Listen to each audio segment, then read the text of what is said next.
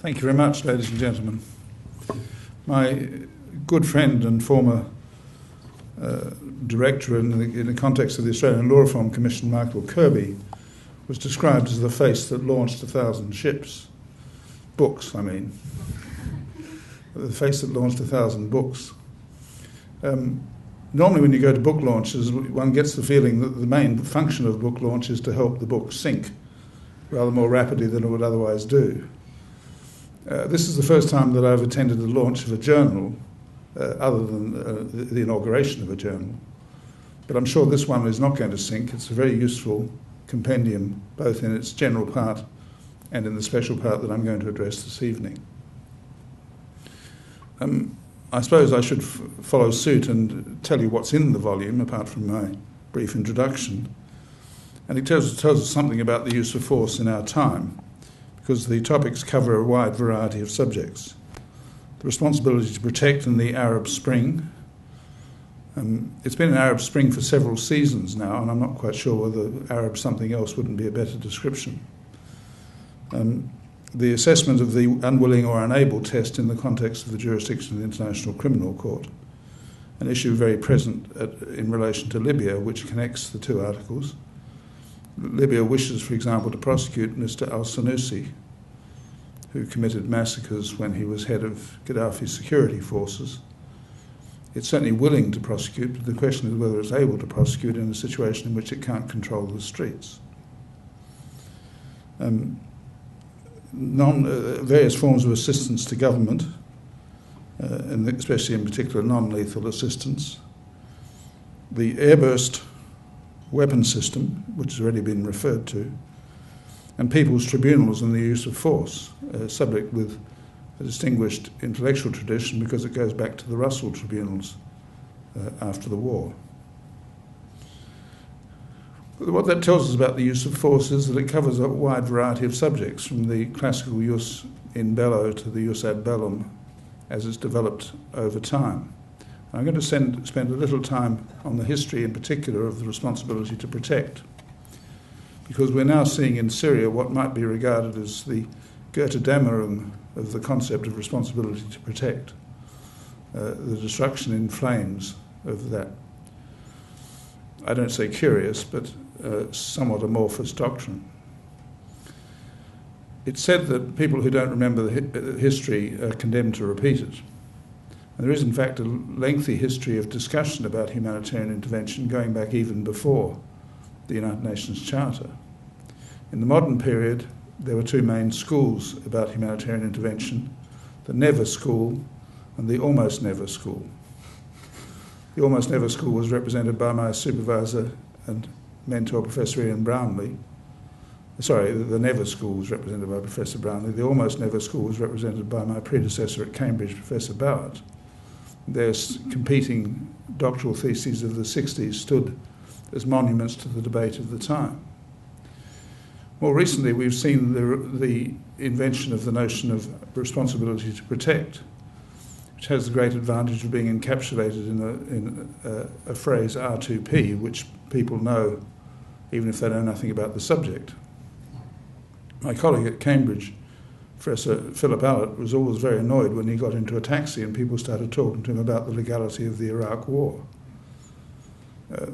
He thought this was an improper subject for taxi drivers. Indeed, he thought it was an improper subject for international lawyers.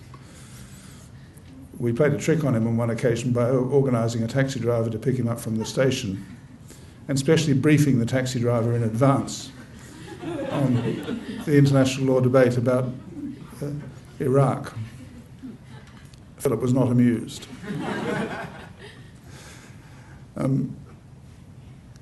Responsibility to protect in its origins was really a part of a reaction against the conflicts of the post-war period, of the post-Cold War period of the 90s, in particular Rwanda, and to a lesser extent Yugoslavia. And a feeling that the various efforts that are made when massacres occur should be somehow better coordinated, both in terms of humanitarian assistance and in terms of avoiding the situation where the prerogative of established governments is being abused to commit very serious crimes. And progress has obviously been made in several fronts. International law is a long game.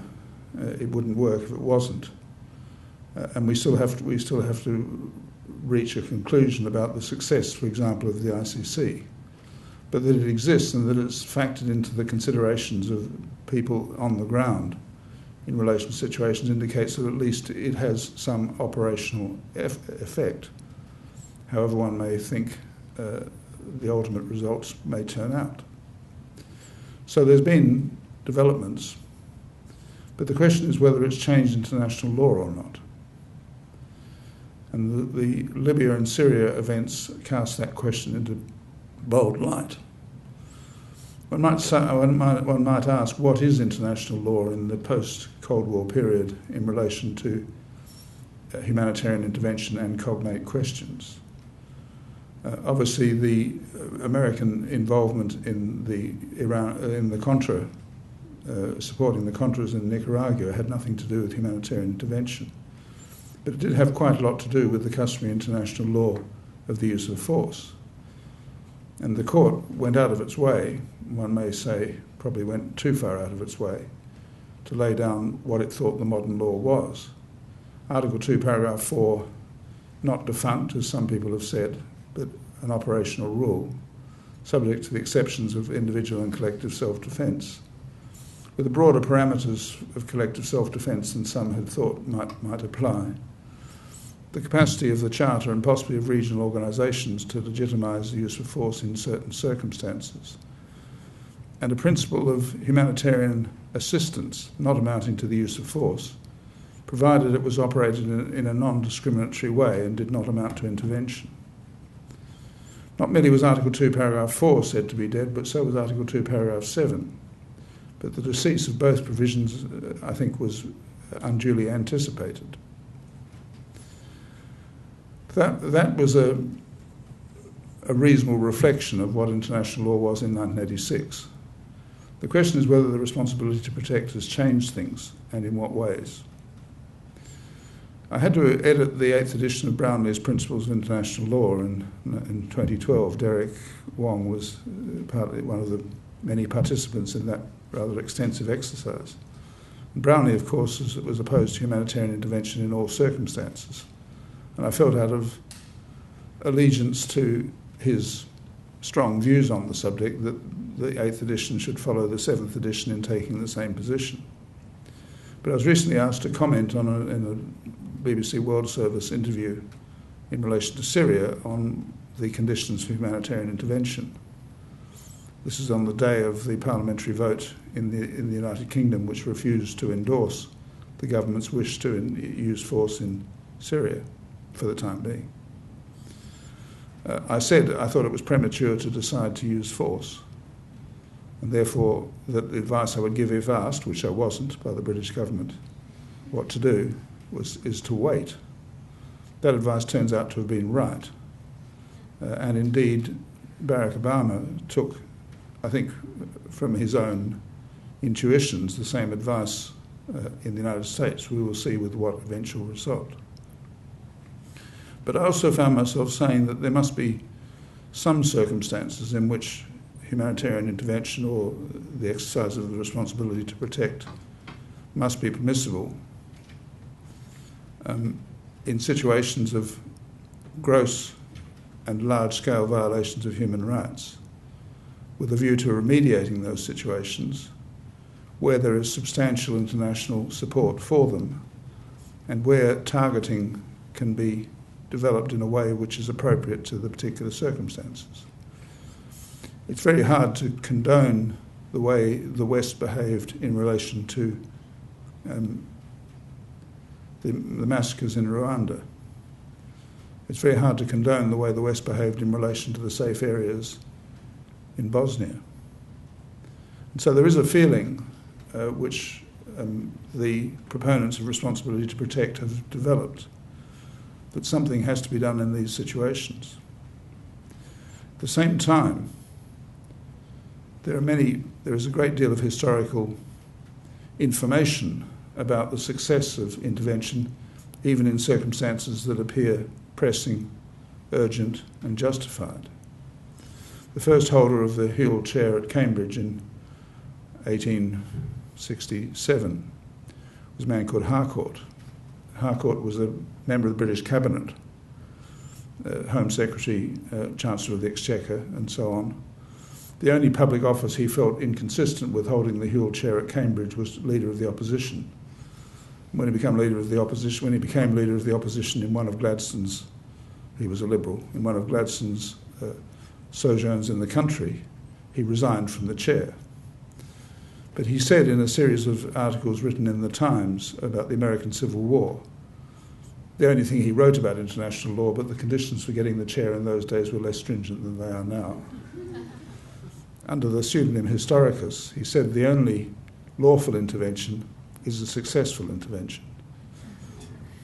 Now, it was easier, of course, to say that in the 19th century where there was much greater practice of intervention, but it's still a salutary rule. In particular, intervention in the interest of regime change has an extraordinarily bad record in the modern period. Think of Iraq. Iraq, of course, was not a humanitarian intervention situation. It was a situation in which it was said, with, I think, little justification, that the Security Council had endorsed the action. No one said that it would have been justified. I think not even President Bush, in the absence of that Security Council endorsement. But there was no planning whatever about regime change, despite the fact that we now know that that was the intended effect of the intervention from the beginning. And we do learn about things, even the world learns. International law is part of the way the world transmits information to itself over time. It's a transmission device in that and other respects. And overshadowing, for example, the parliamentary debate in the House of Commons the other day on Syria was the Iraq phenomenon, the perils of unilateral action, the stark contrast between the first and second Iraq interventions, where one had strong Security Council and international community endorsement, and the other did not. And the disaster of what then happened.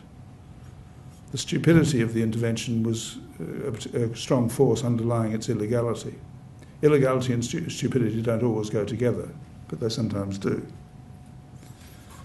And so Iraq cast a long shadow. Even Tony, what's his surname? Tony Blair. I'm sorry, it was a little joke. Even Tony Blair was saying, don't talk about Iraq. It may or may not have been true there, but it's true now. That didn't help. The disaster of Libya. I mean, everyone is pleased when Saddam Hussein or Muammar Gaddafi gets what they so richly deserve. But what are you going to replace it with?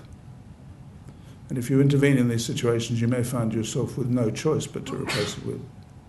So we're seeing traditional doctrines of non-intervention, of non-change of regimes by external force, and so on, cast into doubt the traditional principles of the law of belligerent occupation, I might say, without sufficient foresight in relation to the situations in question.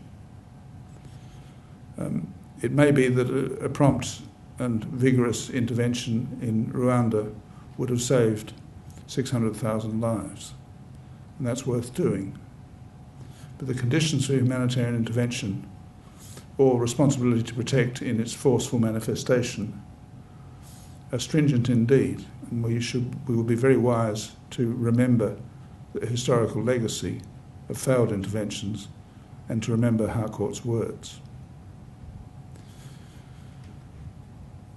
In HMS Pinafore by Gilbert and Sullivan, since to change the scene from Wagner slightly, there's a wonderful passage. The captain says he's never sick at sea, and the choir says, "What, never?" He says, "Never." They say, "What, never?" "Well, hardly ever." And it seems that if there's a rule about humanitarian intervention, aka responsibility to protect, involving the use of war, the use of force, it's hardly ever. Thank you very much.